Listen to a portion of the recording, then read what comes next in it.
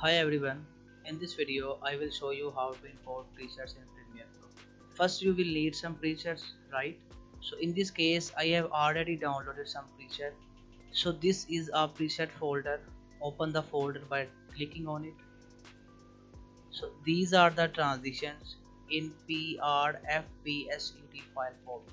In Premiere Pro, go to Windows section, click on Effects. This is the effect panel.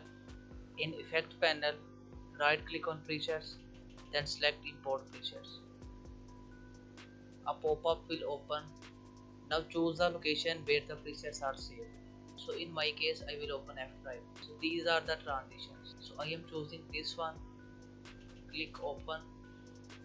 Now go to effect panel. Here are the transitions that I have imported.